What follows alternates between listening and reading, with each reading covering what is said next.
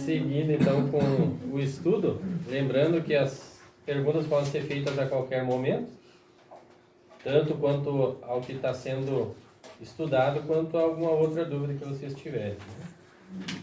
Nós estávamos vendo então no Evangelho segundo o Espiritismo, necessidades da encarnação. Daí nós paramos ali no último parágrafo ali do item esse da necessidade da encarnação.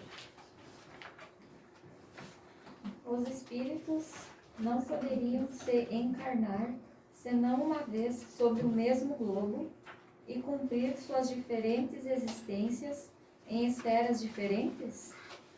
Essa opinião só seria admissível se todos os homens estivessem sobre a Terra, no mesmo nível intelectual e moral. As diferenças que existem entre eles, desde o selvagem ao homem civilizado, mostram os degraus que são chamados a vencer. A encarnação, aliás, deve ter um fim útil. Ora, qual seria o das encarnações efêmeras de crianças que morrem em tenra idade? Elas teriam sofrido sem proveito para elas e para os outros. Deus, cujas leis são soberanamente sábias, não faz nada de inútil. Pela reencarnação sobre o mesmo globo, quis que os mesmos espíritos, encontrando-se de novo em contato, tivessem ocasião de reparar os seus erros recíprocos. Em razão das suas relações anteriores, ele quis, por outro lado, assentar os laços de família sobre uma base espiritual e apoiar sobre uma lei natural os princípios de solidariedade, de fraternidade e de igualdade. Então, a maioria de nós reencarna várias e várias vezes no planeta Terra, né? Porque nós criamos vínculos espirituais com essas famílias que em cada encarnação a gente vem, né? Tanto em débitos, né, quanto de ajuda. Como nós já vimos, né? Nós viemos para ajudar um ente querido que nasce na nossa família, ou para resgatar algum débito de alguma forma, né? Ou de repente até nós sermos o resgate do débito do outro familiar, né? Então nós sempre vamos criando com isso vínculos para retorno à espiritualidade. Então quase sempre nós vamos repetir. Pode haver acréscimo de alguns familiares em nossas próximas famílias, em nossas próximas encarnações, mas vão se criando, então, vínculos com isso, com essas encarnações, né? Então, não seria lógico dizer que nós encarnaríamos uma única vez aqui e depois já encarnaríamos em outro planeta, né? Daí seria uma coisa muito dissociada, né? Não teria uma lógica, uma sequência, né, de aprendizado, né? Então quase sempre essa sequência se dá no mesmo planeta, até que se atinge um estágio suficiente que já permita então eu estagiar em outro planeta mais evoluído, né? Ou então ser levado a um planeta mais primitivo, como vai acontecer a partir da nova era agora, com aqueles irmãozinhos que estão ainda muito enraizados no mal, na maldade, embora tenham uma boa cultura intelectual, mas moralmente estão muito atrasados. E eles se negam a quererem melhorar e evoluir. Então eles podem ser convidados e serão a encarnarem em planetas mais primitivos, para que lá eles ajudem com a sua inteligência, a sua intelectualidade, mas com o sofrimento que eles vão passar nesses planetas mais primitivos, vai despertar neles a evolução espiritual também, né? Como já aconteceu no nosso planeta, que nós recebemos espíritos vindo de um planeta mais evoluído e que ajudou na era mais atrasada do nosso planeta, que as raças que estavam naquela época, né? Com a sua inteligência e a sua tecnologia, né? Então pode acontecer isso, né? Mas a maioria das vezes a gente encarna várias e várias vezes no mesmo planeta, formando com isso famílias espirituais, aonde um ajuda o outro na sua evolução, né? Mesmo estando mais evoluído no mundo espiritual, nós vamos ter aquela preocupação de resgatarmos aqueles familiares que estão mais atrasados, quando retornarmos, né? Aí está mais uma explicação de que não existem as penas eternas, né? De céu ou de inferno, ou não os gozos eternos do céu e nem as penas eternas do inferno, porque não seria justo, né? Se a gente estivesse numa condição melhor, não se sentiria feliz sabendo que um familiar nosso está numa outra condição, né? E que não terá mais chance e que terá que viver eternamente naquela condição. Então isso não existe, né? É por isso que eles estão fazendo essas comparações.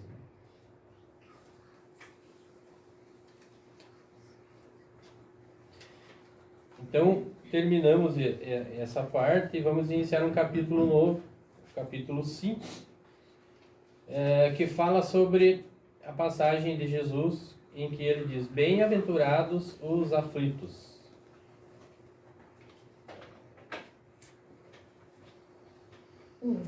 Bem-aventurados os que choram, porque serão consolados. Bem-aventurados os que têm fome e sede de justiça, porque serão saciados. Bem-aventurados os que sofrem perseguição pela justiça, porque o reino dos céus é para eles. São Mateus 5, 4, 6 e 10. 2. Vós sois bem-aventurados, vós que sois pobres, porque o reino dos céus é para vós. Vós sois bem-aventurados, vós que agora tendes fome, porque sereis saciados. Vós sois felizes, vós que agora chorais, porque rireis. São Lucas 6, 20 e 21. Mas, ai de vós ricos, porque tendes vossa consolação no mundo. Ai de vós que estáis saciados, porque tereis fome. Ai de vós que rides agora, porque sereis reduzidos ao pranto e às lágrimas. São Lucas 6, 24 e 25. Então, se nós vamos ler, né, ao pé da letra, como está no Evangelho, a gente leva um susto com isso, né? A gente acertar na mega, a gente já não quer mais, né? E a gente não quer nem dar risada, porque se está dando risada também. Então, por isso que a espiritualidade veio explicando o porquê dele falar nessa. Ele falava por parábolas, né? E há estudos que indicam que, além de falar por parábolas, ele falava em versos, Jesus, né? Por isso que as pessoas não esqueciam aquilo que ele dizia, né? Porque era tão poético, assim, em versos, que ficava fácil de gravar aqueles ensinamentos, né? Mas ele ensinava, então, de uma forma bem acirrada para que a pessoa realmente tivesse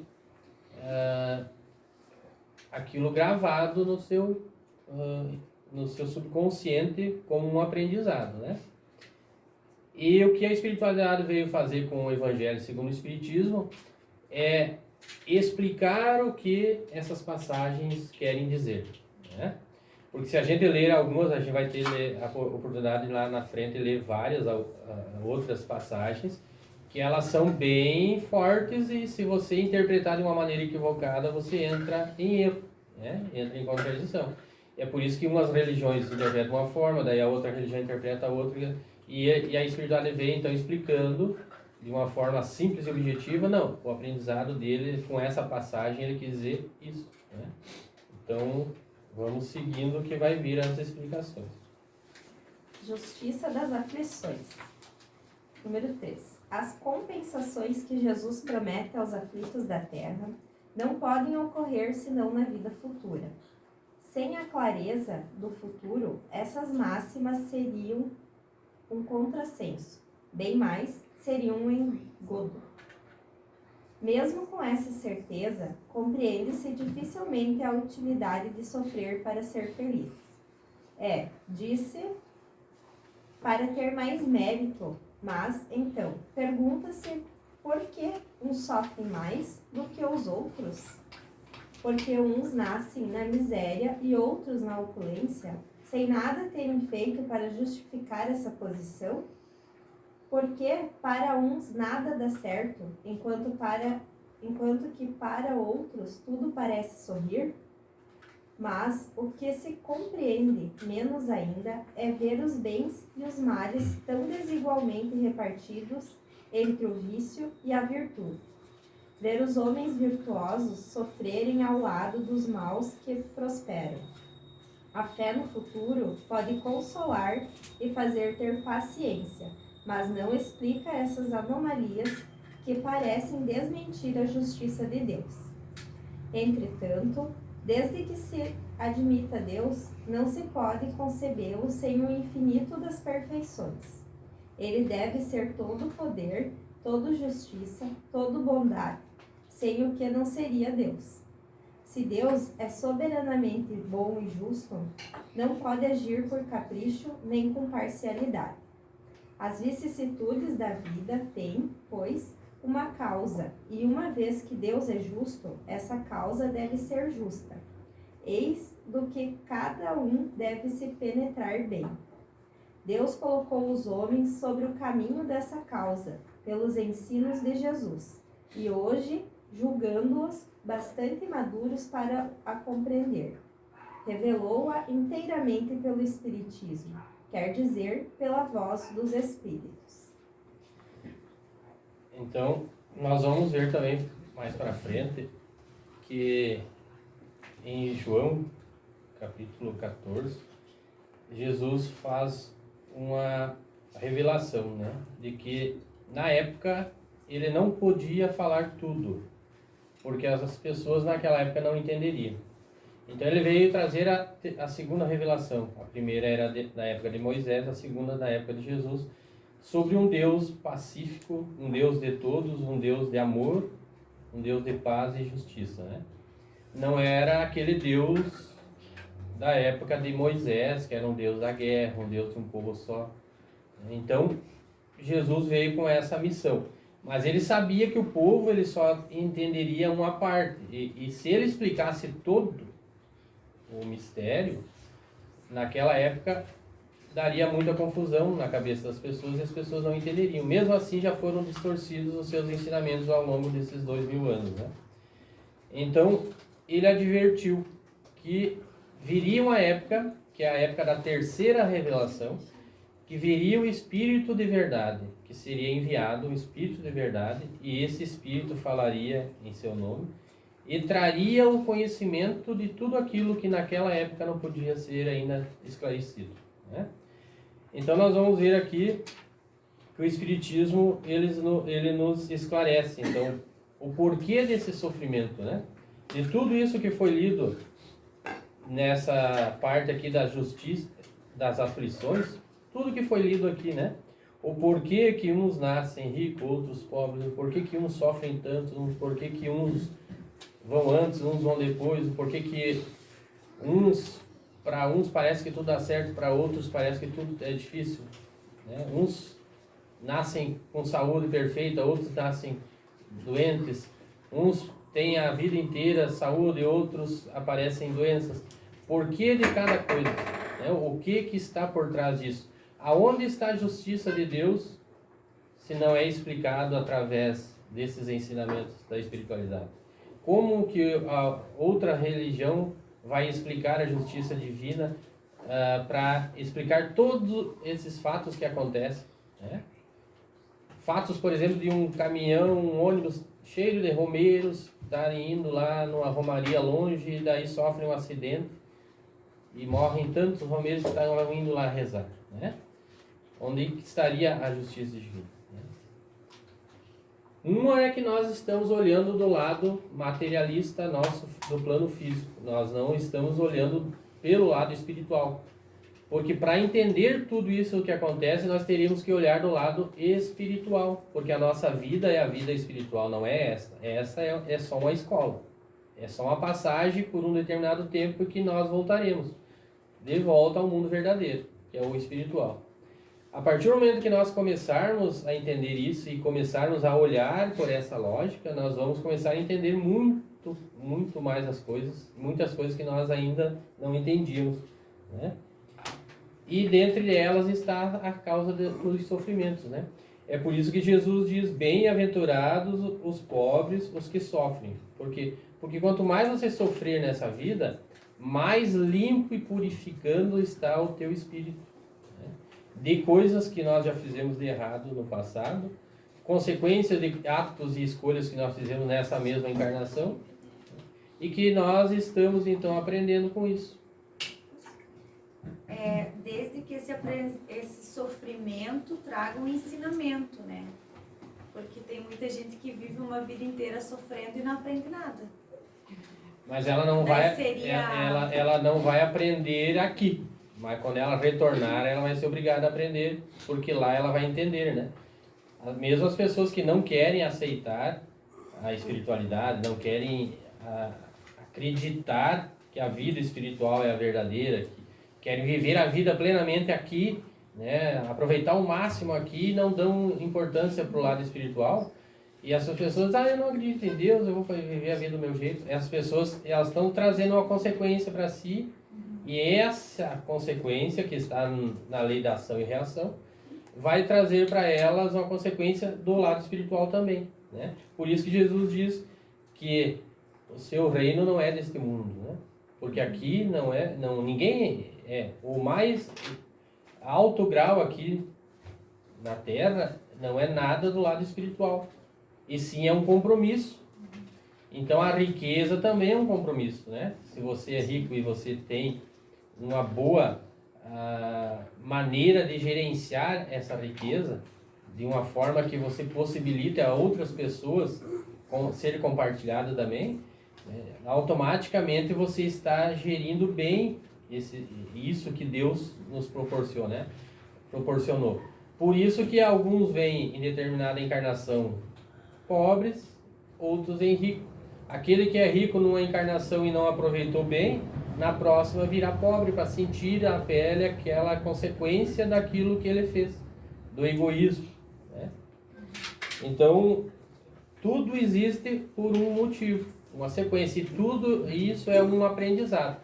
Então, mesmo que a pessoa não aprenda nessa encarnação, ela se negue, é irredutível, eu não quero aprender, não quero nem saber disso, eu não vou me ligar a isso, eu vou viver só a vida material. Quando ela desencarnar, ela vai ter a necessidade de aprender, né? Porque o mundo verdadeiro é do outro lado. Daí vai ser cobrado. Mas o que você fez com a tua existência, né? Tinham mais pessoas na fila da encarnação esperando a oportunidade e você usou a tua dessa forma. Você podia ter aproveitado mais. Daí, geralmente, elas começam a se arrepender e entender, né? É porque eu vejo que tem algumas religiões, não sem citar, né? Mas que parece que elas te induzem ao sofrimento, que quanto mais tu sofrer na terra, melhor vai ser o teu lugarzinho no céu, digamos assim. A gente vê que algumas religiões fazem sofrimento isso, sem um sofrimento voluntário, sem um objetivo de caridade, não adianta nada, né? É que nem as pessoas que se martirizam o corpo físico, né? Através de penas, promessas. Tem grupos de religiões até que se autoflagelam, né? Se batendo, causando no corpo vários ferimentos, achando que com isso estão evoluindo espiritualmente, né? Mas fariam bem melhor se eles usassem a caridade para ajudar o seu próximo, né? Estariam evoluindo muito mais rápido, né? O alto sofrimento em si, por si mesmo, não tem utilidade se não é em proveito de quem está ao nosso lado, né? Então, o sofrimento, ele vem para você, se não é causa da tua escolha, geralmente é por um débito antigo de outra existência, né? Mas ele vai causar um aprendizado, mesmo que você se negue até o fim. Não, eu não quero aprender, não vou aprender, para mim eu sofro assim, mas não acredito em Deus, não acredito em nada. Quando passar para o lado espiritual, ele vai ter que entender, né? Porque lá no lado espiritual ele vai ter que aceitar isso. Então também tem o livre-arbítrio, né? Se quiser, não quiser aceitar. É aí que tá, por isso que alguns evoluem mais rápido, outros demoram mais, né? É o livre-arbítrio de cada um, né? De aceitar ou não. Eu acho que esse negócio também de se martirizar também é uma cultura, né? Porque eu tenho os meus avós lá pra cima que eles fazem essas promessas de caminhar tantos quilômetros. Então isso tá vindo evoluindo muito, mas é uma cultura antiga, né? Mas tá se acabando com o tempo. Antigamente se acreditava em vários deuses, né? Que cada evento da natureza era um deus o responsável, né? Hoje em dia a explicação veio com o espiritismo, né? Mas enquanto não há essa explicação, as pessoas vão acreditando naquela forma, né? E vão replicando ela, né? Até porque eu acho que essa visão, que nem tu falou, ela vem muito de uma figura de um Deus que pune.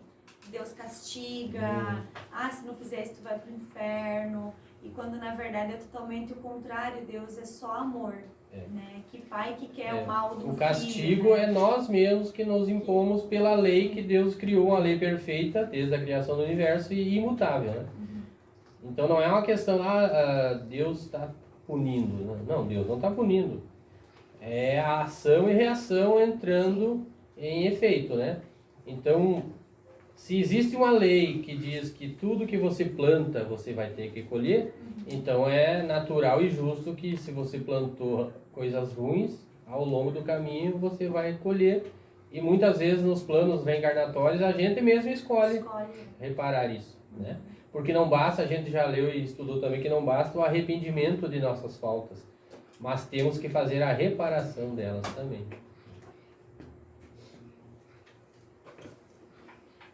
Então, Aí, nós... eu só queria colocar aqui, quando fala ali com pobreza, miséria, não significa que também as pessoas não podem lutar para ter as coisas, melhorar e ajudar e crescer, né? Deus também, Jesus não quis dizer, os espíritos não quiseram dizer isso, né? Nem Jesus, ele falou.